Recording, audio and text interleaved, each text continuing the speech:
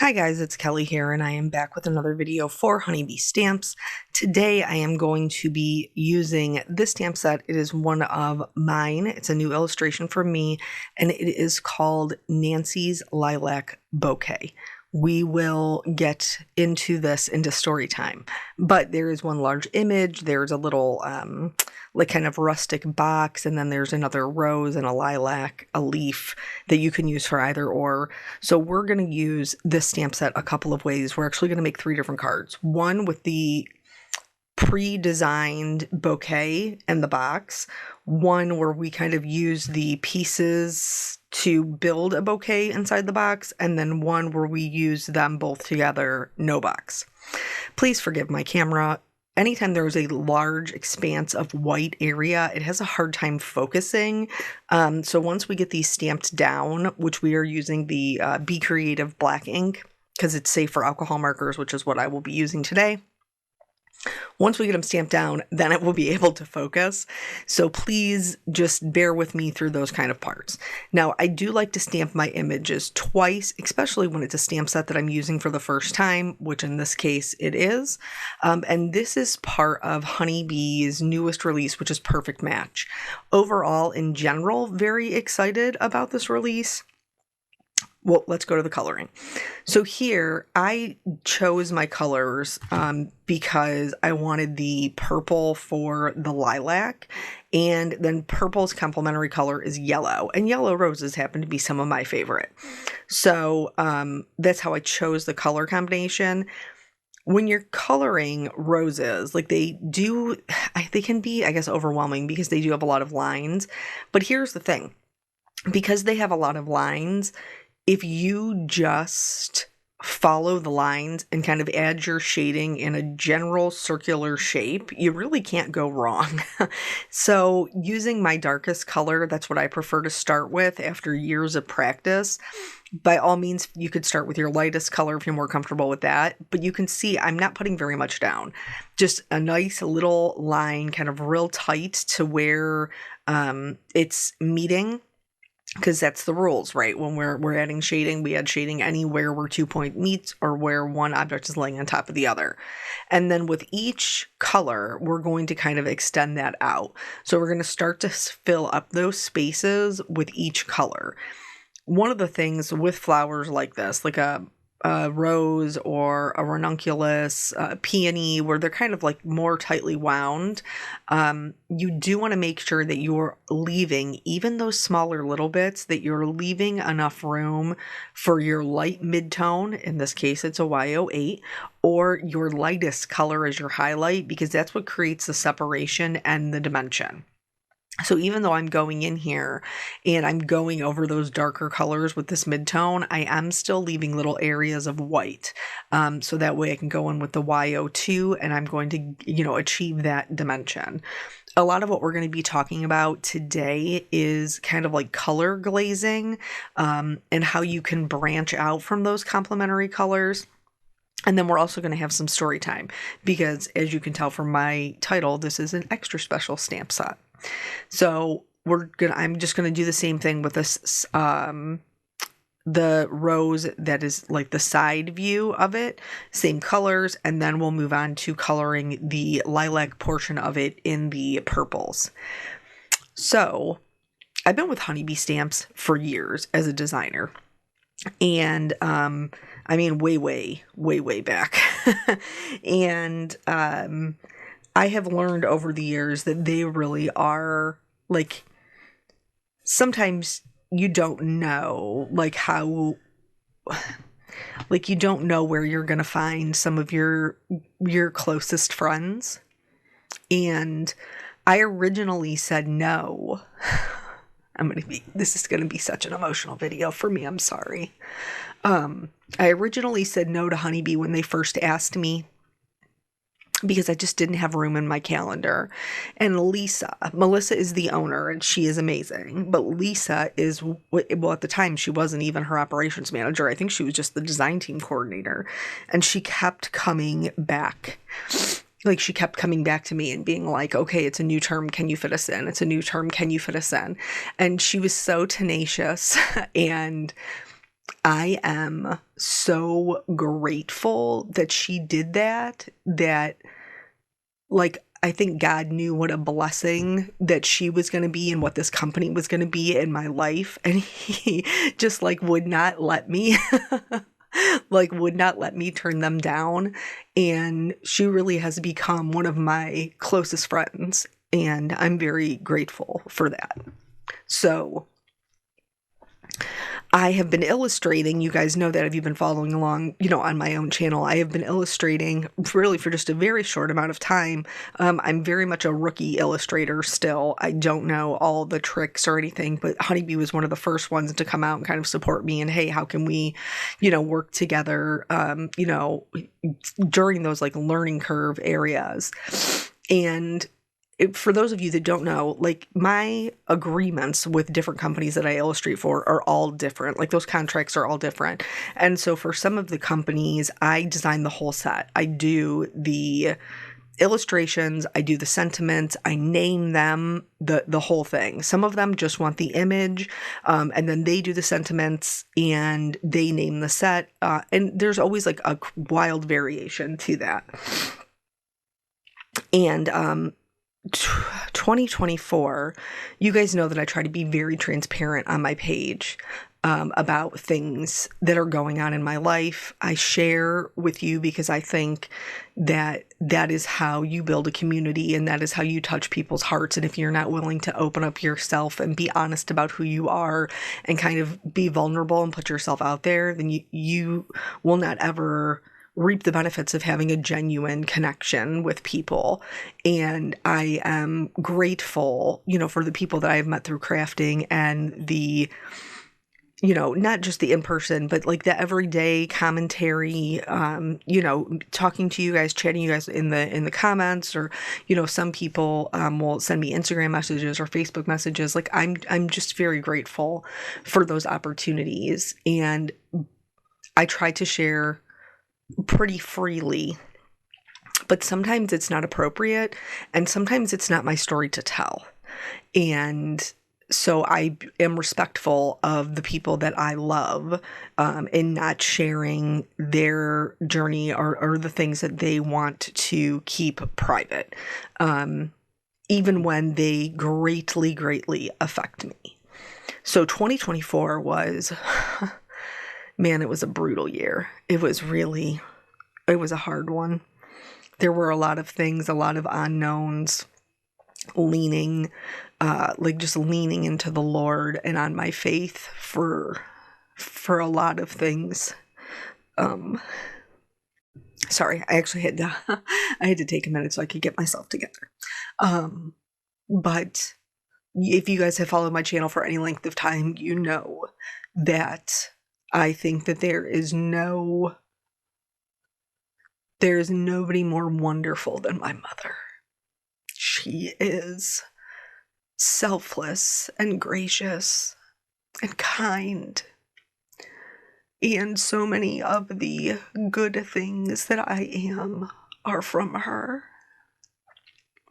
And my mom had a hard year with her health in 2024. And with that, I do want to say we had a lot of prayers that were answered as well. There's always something to be grateful for, to find that gratitude for. But we had some scary times as well. And so it was just a rough one. It was just a rough one. And so when Lisa, because my agreement with Honeybee is they name the scent, they, and Lisa, Melissa, Kelly, if you're a part of the group over there, they're all really wonderful ladies. I'm sure that there was conversation about it beforehand, but they have named this Nancy's Lilac Bouquet because my mother is Nancy. And While Graham was definitely the one with the green thumb, like the rest of us cannot keep anything alive outside of our children. Plants are just not a thing. Gardening is not our thing. And Graham grew up on a farm, so she knew how to grow all the things. Um, but the one thing that my mom was pretty particular about was she loves lilacs and she loves the smell of lilacs. And so my parents did plant a lilac bush at my house, the house they still live in. My childhood home, I guess would be a better way to put it. And so it makes my heart super happy to have like this, something that she loves so much, kind of shared with all of you. And it was just so kind. It just really touched my heart that they would think of me, and knowing that it's just been a rough year. So, really, I mean, it's a very special stamp set for me. And I think it's a pretty one. I'm probably biased, but I do like it very much. So while I've just been sitting here crying, just on and on, we've been doing a lot of coloring, and so for most of it, like the colors, we'll see the color wheel here in just a little bit. That is, how I picked the yellow greens and things like that. As far as the crate goes, something pretty cool about the crate. So I drew it as if it was like 3D, and then the coordinating die actually cuts out a line on the top where you could like slide the flowers in and they would look like they were inside the box, which is really very cool. I chose to color mine. I colored it the same both ways. I chose to color mine as if it was more of a solid, but you certainly could leave the slats open if you wanted to tuck the flowers in there. You could absolutely do that. And then I did the inside slats like a little darker brown, and then I'm going to use the E57, which is like the darker mid-tone, to just do a very quick little wood grain.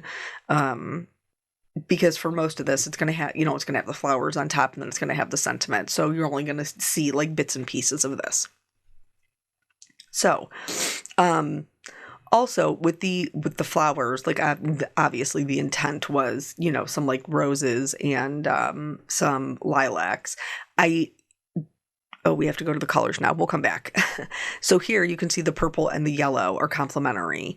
But if you do a split complement, the purple would be yellow, green, and then that Y38. When we're talking about color glazing, you can go to the left or the right of the colors, one or two, to kind of change them up. So for the violet, I went one over to the BV, and you can see it's a little bit more subtle to go over top of those. But if I go two and go over to the blues, it still looks blue-violet. It's just a little bolder. And if like you do that and you find that it's like, oh, it's too blue, I didn't mean to be that blue, you could go back over it with the violet and it'll knock it back more to the purple. Now, why does this benefit us? First of all, it helps us so that we don't need all of the colors, right? We can color glaze them. But second of all, can you look at this? Look at the bottom one and the top one, and you can see how much more dimensional that one on the bottom looks, just because we have that color variation that makes it look more interesting. Now for this top one, we're going to go the opposite way. So we're going to go to the red violet, and you can go brighter like I am here with this RV02, or you could go more subdued with the original one was RV55. So for the yellow, we're obviously not going to go yellow-green. We don't want our roses to look yellow-green, but we can go over to the yellow orange, the orange, or even the red orange. I wanted to keep these more of like peachy pink, so I chose a little bit of a softer yellow orange, or you could also go in a little bit brighter as well. And even though yellow is not next to pink because it is kind of along that way with the analogous colors.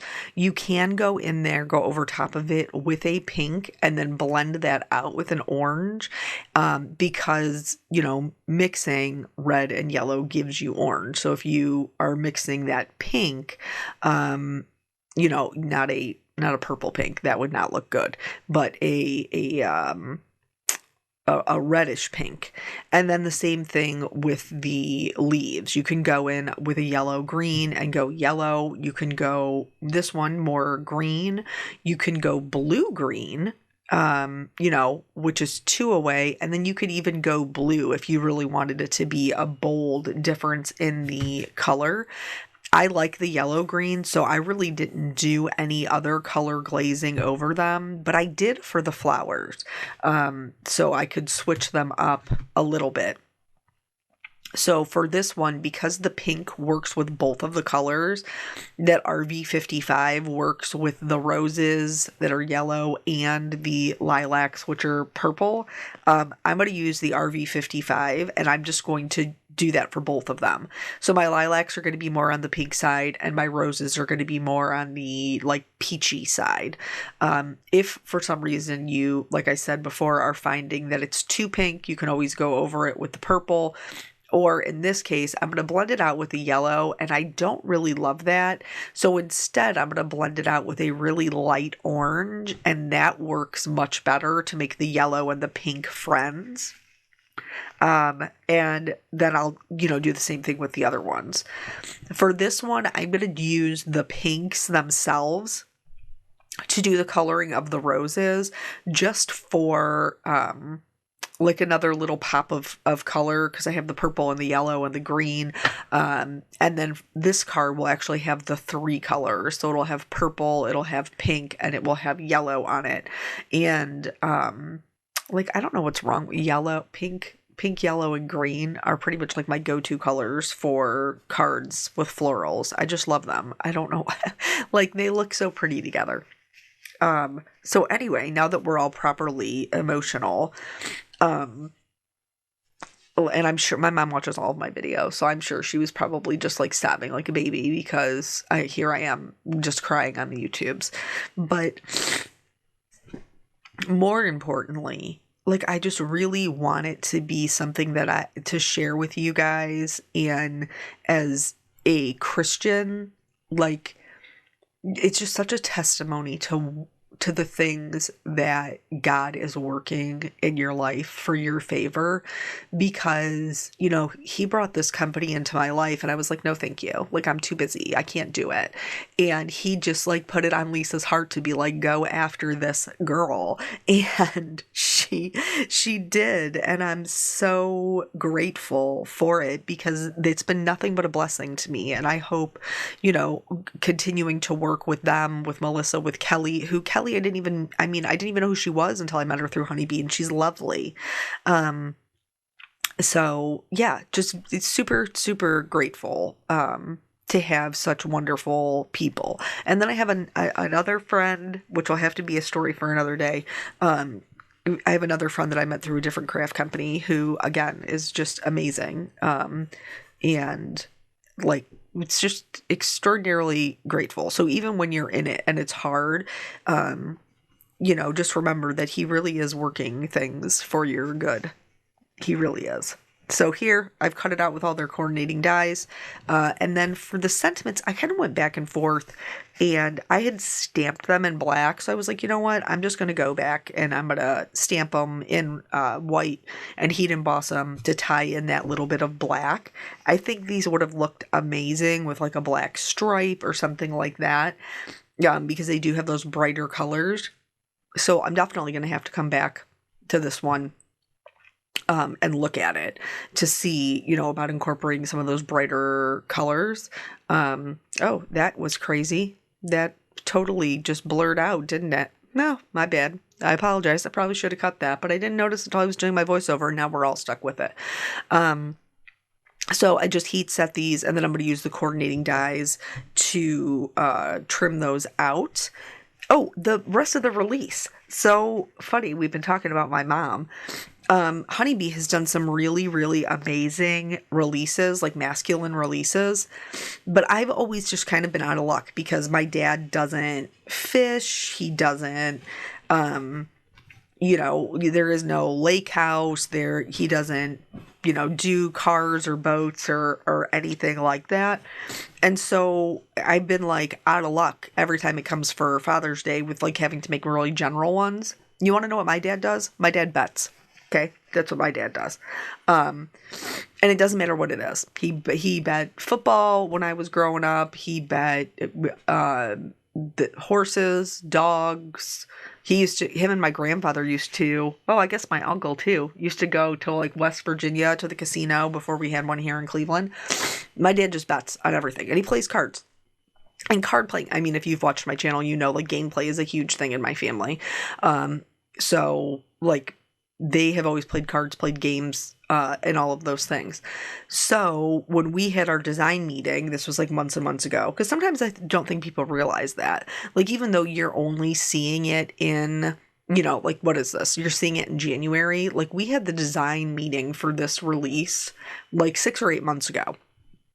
And they had a bunch of ideas, and I was like, can you please, please help me help a girl out for like some bedding items.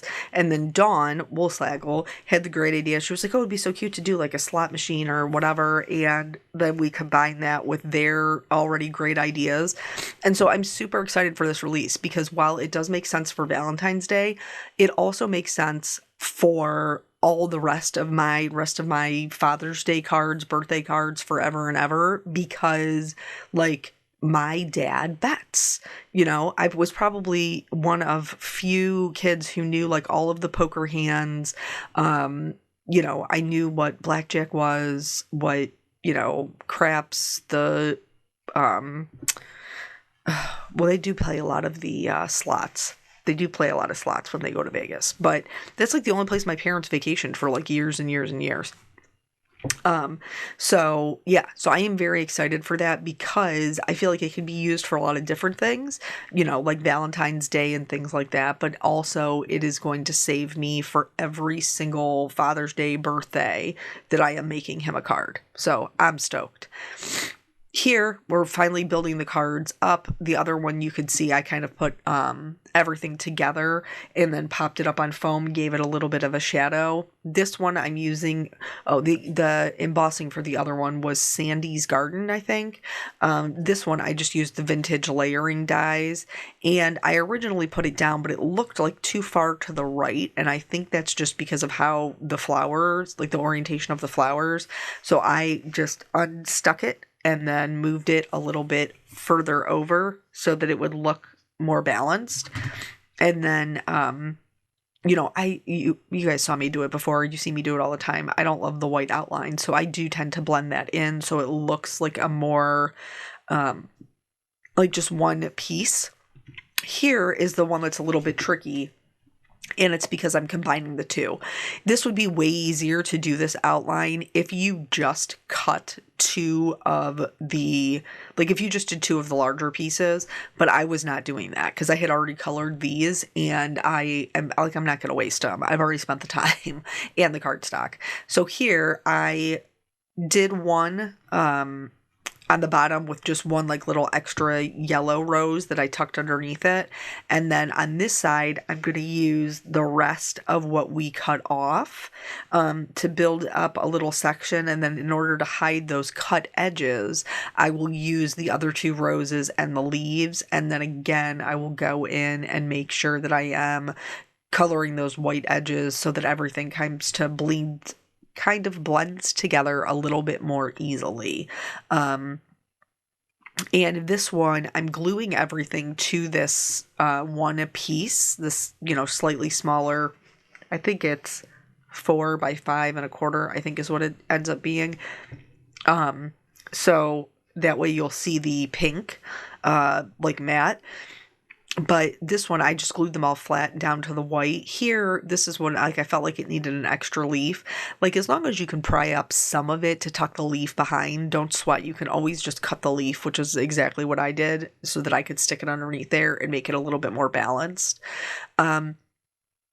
Alternatively, you could do these where it was like, popped up on the white background, but I decided that it was going to be easier for me to just glue everything down flat to the white and then pop up the whole panel versus going in and popping up each individual element. Sometimes when it comes to the building of the card, I am much more willing to take the easy way out. Sometimes, not always, because sometimes it really would like benefit the design better to be popped up, and then I painstakingly take the time to do it. Just because it adds a little bit of interest, and I know that I am more of a clean and simple, clean and layered kind of gal.